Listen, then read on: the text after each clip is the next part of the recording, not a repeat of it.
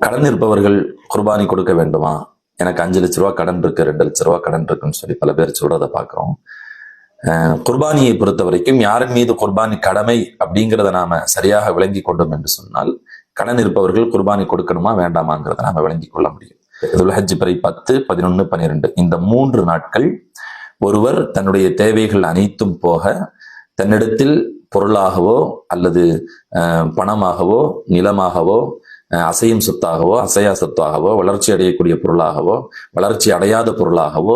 எப்படி இருந்தாலும் செய்ய ஒரு 68,000 ரூபாய் மதிப்புள்ள பொருட்கள் நம்முடைய கையில் இருக்கிறது என்று சொன்னால் அவர் மீது குர்பானி கொடுப்பது வாஜிபாகி விடுகிறது, கட்டாயமாகி விடுகிறது. அப்போ 5 லட்சம் ரூபாய் 2 லட்சம் ரூபாய் அப்படின்னு சொல்லக்கூடியவர்கள் நாம என்ன செய்யணும்னு சொன்னா, நம்மளுடைய கடன்களை எல்லாம் கழிச்சு போக நம்மளுடைய கையில ஒரு 68,000 ரூபாய் மதிப்புள்ள பொருட்கள் இன்னைக்கு இருக்கக்கூடிய காலகட்டத்துல கூடுதலாக ஒரு பைக்குக்கு மேல 2 பைக்கு 3 பைக்கு வச்சிருந்தா கூட என்ன செஞ்சிருது, அது 3 லட்சம் ரூபாய் 4 லட்சம் ரூபான்னு சொல்லி போயிருது. இப்படி இருக்கக்கூடிய சூழலில் நம்முடைய கடன்கள் அனைத்தும் போக, நம்முடைய தேவை அப்படிங்கிறதுக்குள்ள கடனும் வந்துடும், நம்முடைய கடன்கள் அனைத்தும் போக நம்மளுடைய தேவைகள் அனைத்தும் போக பெருநாள் 10, 11, 12 இந்த 3 நாட்கள்